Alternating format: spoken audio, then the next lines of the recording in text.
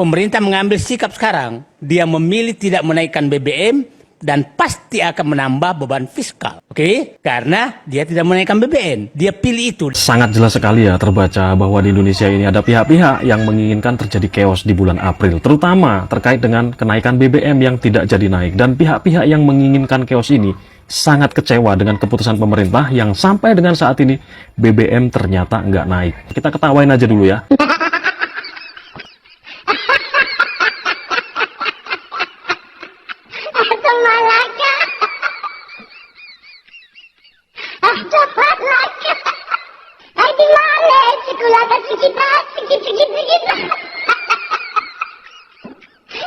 Zaman jadi berubah ketika ada si Charlie Chaplin nih, pengkhianat bangsa nih, jadi pejabat, punya program brilian. Oh, kita jangan lagi pakai minyak tanah. Manusia modern masak pakai gas. Gas apa? LNG. Indonesia punya banyak gas bumi. Enggak, pakai LPG. Kita nggak punya. Memang goblok nih pengkhianat ini. Akibatnya apa? Sejak Charlie Chaplin berkuasa, Indonesia impor LPG buat masak.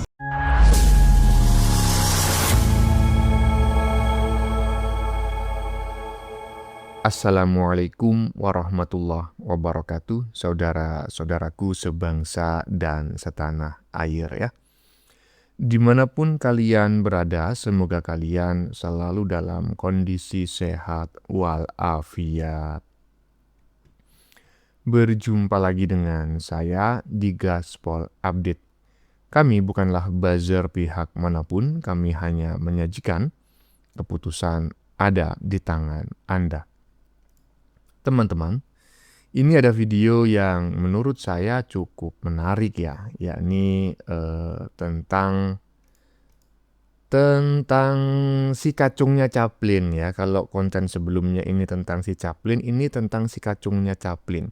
Dan dari video ini saya semakin memahami bahwa sebetulnya orang-orang yang selama ini ingin memakzulkan Jokowi, ingin memakzulkan Gibran, ingin memakzulkan Prabowo, sepertinya memang mereka itu orang-orang yang berada di belakangnya Chaplin ya. Dengan kata lain, Chaplin lah bohir mereka ya toh.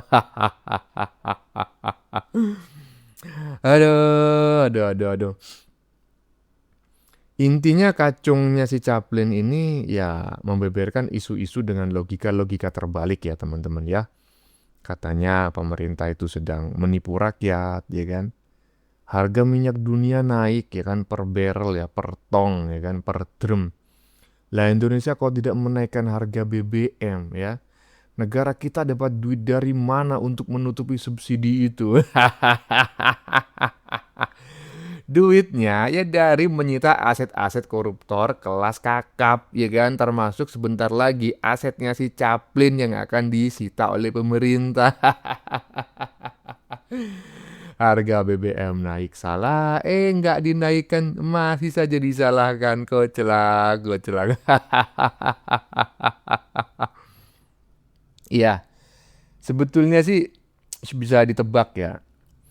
Kenapa kok BBM tidak dinaikkan, kok tetap disalahkan? Ya gara-garanya si bohir mereka ini sudah kadung bayar tukang demo. Demonya nggak jadi. Karena BBM nggak jadi naik, kan nggak mungkin diminta lagi, ya tuh. Rugi bandar dong, aduh Chaplin. Nah, bagaimanakah videonya dan bagaimanakah respon netizen? Mari kita tonton bersama, kemudian mari kita komentari bersama di bagian akhir video. Ini dia.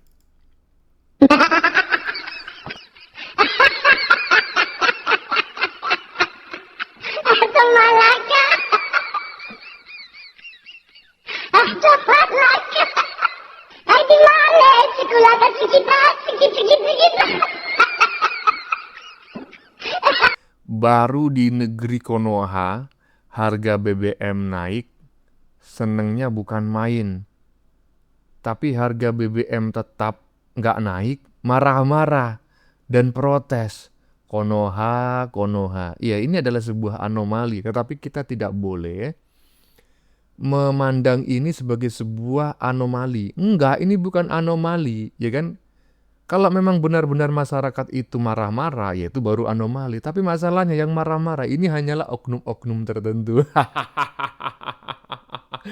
Yang udah menyiapkan demo besar-besaran jika BBM dinaikkan. Nggak jadi naik, aduh rugi bandar, rugi bandar. Lanjut, lanjut. Sangat jelas sekali ya terbaca bahwa di Indonesia ini ada pihak-pihak yang menginginkan terjadi chaos di bulan April, terutama terkait dengan kenaikan BBM yang tidak jadi naik. Dan pihak-pihak yang menginginkan chaos ini sangat kecewa dengan keputusan pemerintah yang sampai dengan saat ini BBM ternyata nggak naik. Kita ketawain aja dulu ya, proyek menggoreng BOP gagal, proyek menggoreng aktivis disiram air keras gagal maning. Terus kemudian proyek MBG sudah gagal. Sekarang ingin bikin chaos lewat kenaikan BBM. Dan ternyata digagalkan oleh pemerintah. Kasian ya. Mau kembali kemana kira-kira? Ke petisi RUU TNI? Apa ke aktivis kontras? Apa ke MBG? Apa kemana nih kira-kira teman-teman? Selanjutnya yang akan digoyang di Indonesia ini. Kok senang banget bikin negara ini gaduh. Memang yang namanya antek asing ini luar biasa. Luar biasa meresahkan dan harus ditindak. Tapi rekan-rekan, dari apa yang terjadi di Indonesia ini, kita ambil hikmahnya. Ternyata ada hikmahnya. Dengan adanya hal-hal seperti ini, kita jadi tahu apa itu Open Society Foundation, bagaimana Kurawal Foundation, bagaimana Koran Tempo, bagaimana investasi-investasi dari George Soros masuk ke Indonesia. Jadi kita tahu itu jadinya ya dengan adanya hal-hal seperti ini. Ini sekedar masukan. Kalau di Rusia ya, George Soros nggak boleh investasi di negara tersebut karena mereka tahu, ya Rusia tahu dan Bapak Putin tahu kalau orang-orang tersebut adalah orang-orang yang berbahaya bagi ancaman stabilitas ya, terutama di ruang publik. Jangan lelah ya rekan-rekan ya, kita tetap semangat dalam melawan berita hoax, dalam melawan propaganda dan sebagainya. Ingat teman-teman, dengan pola militer yang lama yaitu Satyam Eva Jayate. Kebenaran itu pasti akan menang, pasti akan jaya. Ya, intinya memang kita sepakat ya dengan apa yang disampaikan oleh netizen barusan bahwa di Indonesia ini ada kelompok tertentu, kalau tidak mau disebutkan orang per orang begitu ya, karena sebetulnya nggak banyak lah. Orang yang bisa mendanai demo besar-besaran itu nggak banyak. Mengeluarkan uang bermiliar-miliar seperti kacang goreng itu nggak banyak ya. Sebut sajalah si bohir gitu ya. Kita harus yakin bahwa ada bohir-bohir di Indonesia ini yang memang sengaja ingin Indonesia ini tidak baik-baik saja, chaos dan lain sebagainya. Ya toh, tujuannya apa? Pemerintahan tumbang, kemudian ya yang bersangkutan itu bisa menunjuk bonekanya lah sebagai presiden. Naudzubillahi min dalik ya, kita harus waspada ya, si Chaplin dan orang-orangnya. Siapa bang orang-orangnya? Coba kita tengok video habis ini. Ini dia. Saya melihat sekarang pemerintah mengambil sikap sekarang. Dia memilih tidak menaikkan BBM dan pasti akan menambah beban fiskal. Oke? Karena dia tidak menaikkan BBM. Dia pilih itu dan saya setuju itu, Bu. Karena kalau dia naikkan maka rakyat yang akan kena. Nah sekarang mulai besok menurut saya, Presiden tinggal duduk, saya nyari uang dari mana nih untuk beban fiskal itu.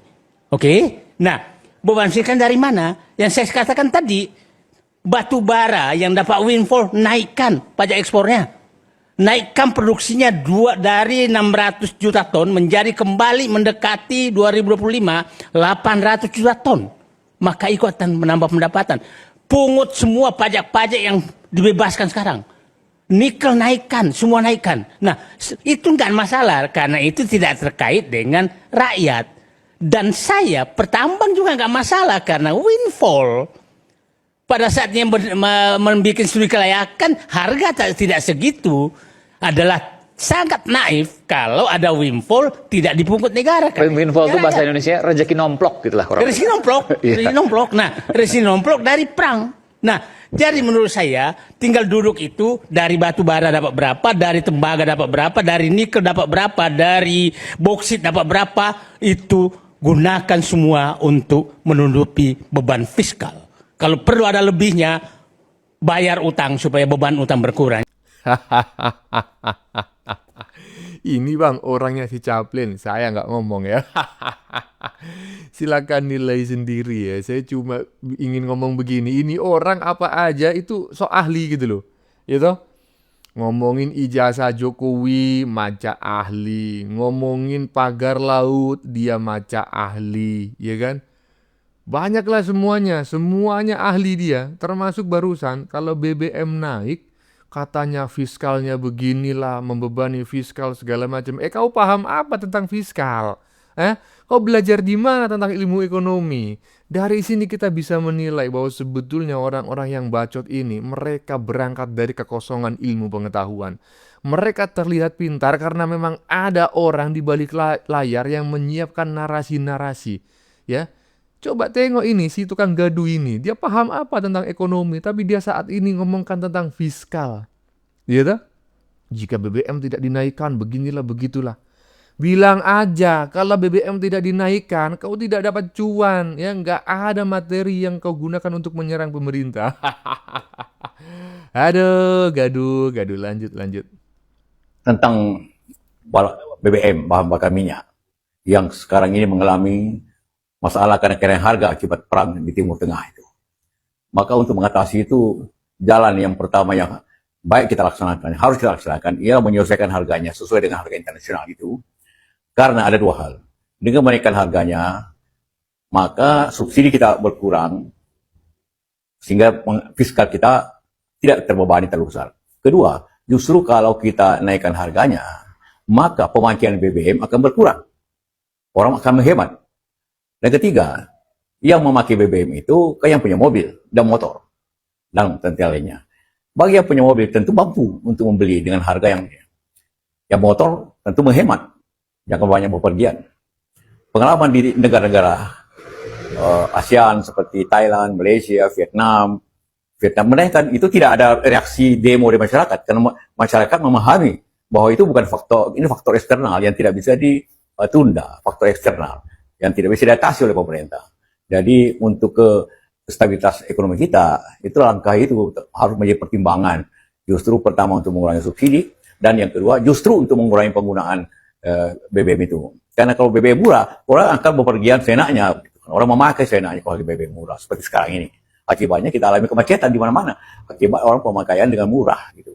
Zaman jadi berubah ketika ada si Charlie Chaplin nih, pengkhianat bangsa nih, jadi pejabat, punya program brilian. Oh, kita jangan lagi pakai minyak tanah. Manusia modern masak pakai gas. Gas apa? LNG. Indonesia punya banyak gas bumi. Enggak, pakai LPG. Kita nggak punya. Memang goblok nih pengkhianat ini. Akibatnya apa? Sejak Charlie Chaplin berkuasa, Indonesia impor LPG buat masak. Sejak zaman dahulu kala, sejak Charlie Chaplin berkuasa, Indonesia berhasil dimanipulasi buat masak pakai gas LPG. Lu kira gasnya dari mana? Dari Kazakhstan, dari Mongol, dari Zimbabwe?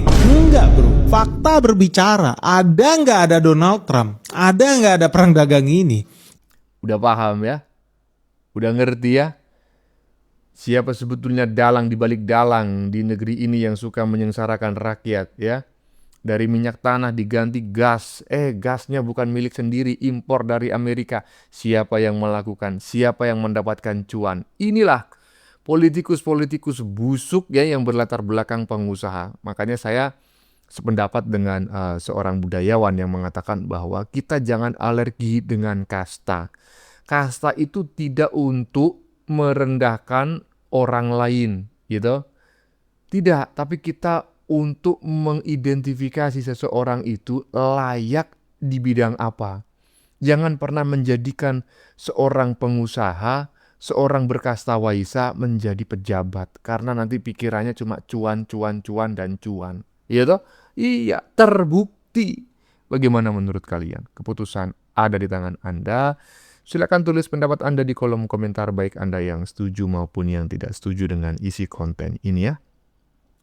Sebelumnya saya memohon maaf yang sebesar-besarnya jika dalam penyajian konten ini ada kata-kata yang menyinggung, kurang tepat penggunaannya atau ada data yang dianggap keliru atau salah. Saya memohon maaf yang sebesar-besarnya. Ya, kita jumpa lagi di lain video. Salam NKRI.